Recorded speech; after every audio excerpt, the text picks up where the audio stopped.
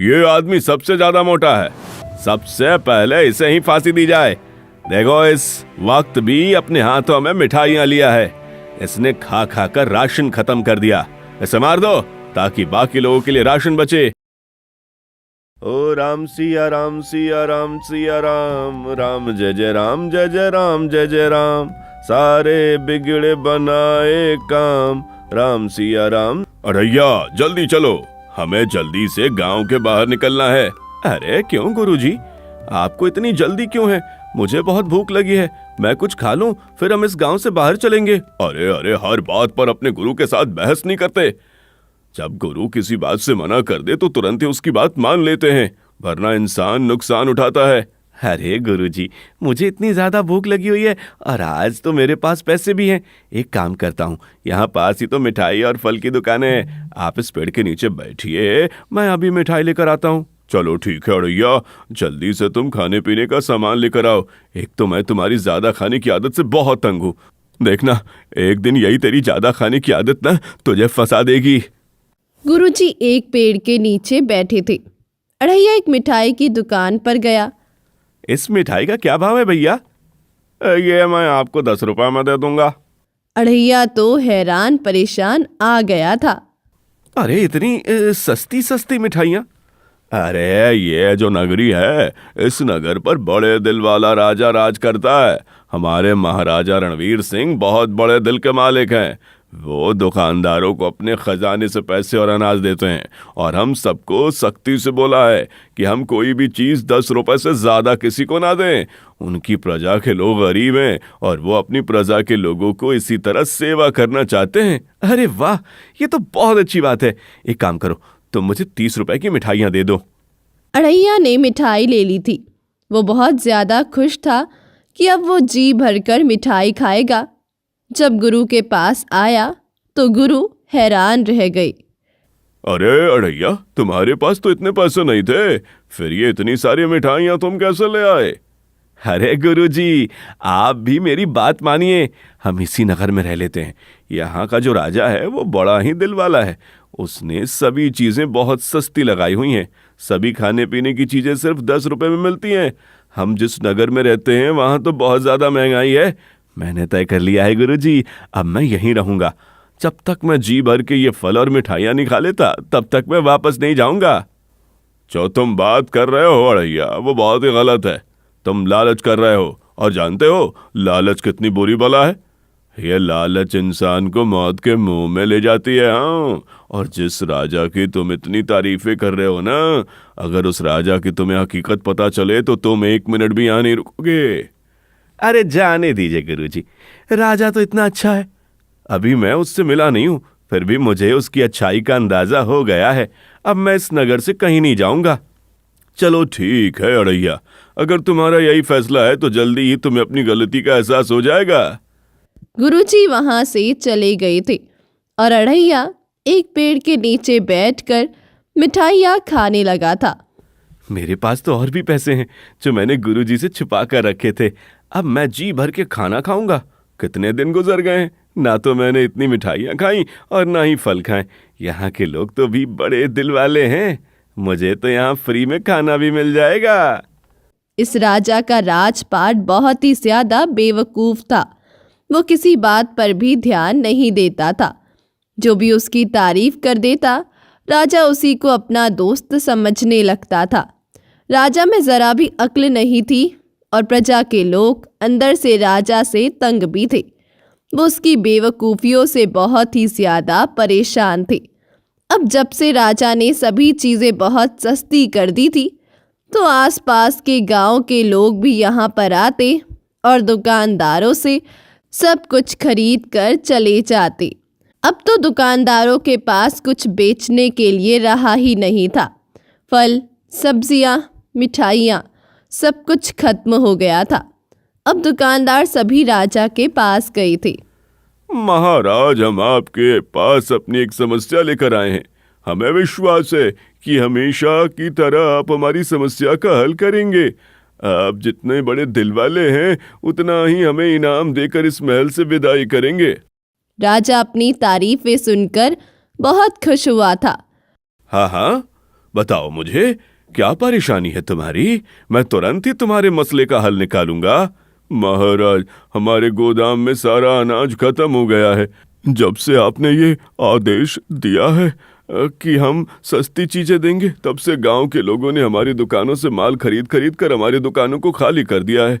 अब हमारे पास बेचने को कुछ रहा ही नहीं। महाराज, राजू भैया ठीक कह रहे हैं, मेरे बाग भी सारे खत्म हो गए हैं, सारी सब्जियां खत्म हो गई।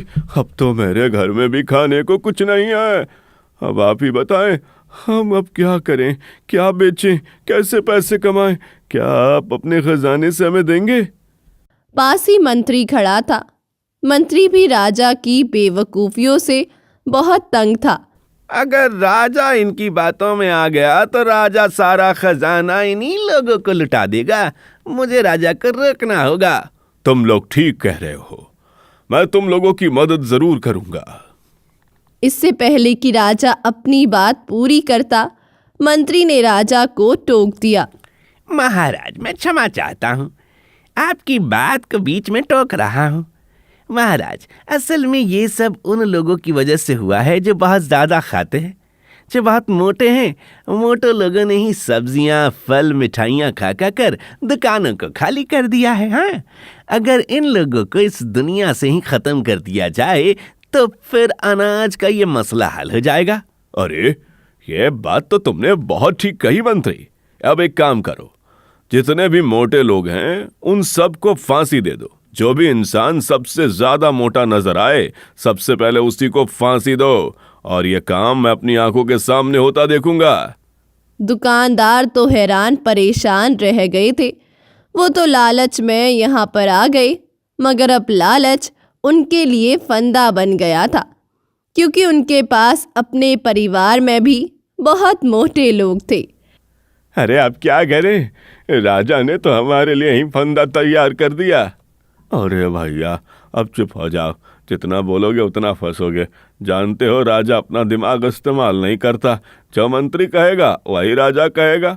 राजा ने अपने सिपाहियों को आदेश दे दिया था, जितने भी मोटे लोग हैं उन सबको पकड़कर फांसी के घाट पर लेकर आओ। जो सबसे ज्यादा मोटा होगा सबसे पहले उसे ही फांसी दी जाएगी। अब सिपाहियों ने एक एक करके मोटे लोगों को पकड़ लिया था। एक जगह पर अढ़ैया मिठाइयाँ खा रहा था जब उसके पास सिपाही आ गए थे। चलो मोटे, अपनी मौत के लिए तैयार हो जाओ। अरे अरे, कौन लोग हो तुम? हाँ, मुझे इस तरह कहाँ लेकर जा रहे हो?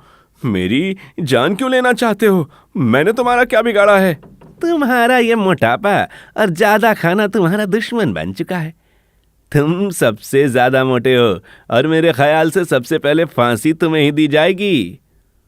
अढ़ैया को कुछ समझ नहीं आ रहा था कि ये सब क्या हो रहा है। सिपाही उसे लेकर फांसी घाट में आ गए थे। वहां पर राजा, मंत्री और बहुत सारे लोग थे।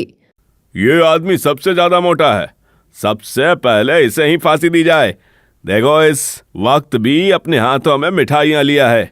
इसने खा खा कर राशन खत्म कर दिया। इसे मार दो ताकि बाकी लोगों के लिए राशन बचे। अरे अरे, मैं तो आज ही यहाँ आया हूँ, मुझसे गलती हो गई जो मैं आपकी प्रजा में आ गया। मुझे माफ कर दे महाराज, मुझे यहाँ से जाने दे। मैं आपसे वादा करता हूँ इसके बाद यहाँ कभी नहीं आऊँगा। अरे चुप मोटे, अब अपनी मौत का सामने देखकर तुझे समझ आई है तुमने ज्यादा खा खा कर कितनी बड़ी गलती की है, मगर अब कुछ नहीं हो सकता। अब मौत तुम्हारे ठीक सामने है, हैं? अढ़ैया जोर जोर से रोने लगा था। गुरुजी, आप सही कह रहे थे। मैंने अपने लालच से अपने आप को इस मुश्किल में डाल लिया। गुरुजी मेरी मदद करें, गुरुजी मुझे बचा ले। अढ़ैया जोर जोर से चिल्लाने लगा था। उसके गुरु इस वक्त पूजा कर रहे थे।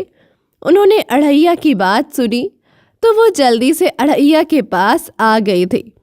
क्या बात है अढ़ैया, तुमने मुझे इस तरह से क्यों पुकारा? और ये लोग कौन है? ये क्या चाहते हैं? अढ़ैया ने गुरु को सारी बात बताई कि ये लोग उसे मारने वाले हैं। अच्छा, तो ये बात है, इसलिए मैंने तुम्हें मना किया था। यहाँ से चलो। ये राजा तो बहुत बेवकूफ है। इसकी बेवकूफी की वजह से इसके राज्य के सभी लोग तंग हैं। अब मैं काम करता हूँ, जैसा मैं कहता हूँ वैसा ही करो। गुरु ने अड़ैया के कान में सरगोशी की थी। अड़ैया जोर जोर से चिल्लाने लगा। अरे मुझे जल्दी मारो, जल्दी से मुझे फांसी लगा दो ताकि मैं हमेशा के लिए अमर हो जाऊं। मैं मरकर हमेशा के लिए जीवित हो जाऊंगा और अभी अपना दूसरा जन्म भी पालूंगा जो कभी खत्म नहीं होगा। सभी लोग अड़ैया की बात सुनकर हैरान परेशान हो गए थे। अरे क्या बात कर रहा है लड़के, तू अभी तो खुद को बचाने की कोशिश कर रहा था और अब खुद कह रहा है कि जल्दी से मुझे फांसी दे दी जाए। असल में ये वक्त बहुत खास है। इस वक्त जिस इंसान की मौत होगी वो हमेशा के लिए जीवित हो जाएगा, उसे दूसरा जन्म मिलेगा और वह हमेशा राज करेगा, उसे कभी भी मौत नहीं आएगी। ये सुनना था कि राजा जल्दी से वहां पर गया। सबसे पहले मुझे फांसी दो, मैं हमेशा के लिए जीवित रहना चाहता हूँ। मंत्री ने राजा को रोकने की कोशिश की, मगर फिर मंत्री ये सोचकर खामोश हो गया। चलो अच्छा है, ये बेवकूफ राजा इसी तरह से अपनी जान ले ले। इसकी बेवकूफियों से हम सब की जान छूट जाए। अब इसकी जगह मैं राजा बन जाऊंगा और फिर लोगों के बीच इंसाफ करूंगा। इस राजा ने तो अपनी बेवकूफी से हम सभी को तंग किया हुआ है। राजा ने जिद पर उसे फांसी दे दी। राजा मर चुका था। अड़ैया गुरु के कदमों में गिर गया। अगर आप ना होते गुरुजी तो मैं तो मर जाता, आज मेरा हमेशा के लिए अंत हो जाता। मैं तुम्हें हमेशा यही समझाता हूं ढैया कि खाने पीने का किसी भी चीज का लालच मत किया करो। यह लालच इंसान को कहीं का नहीं छोड़ता।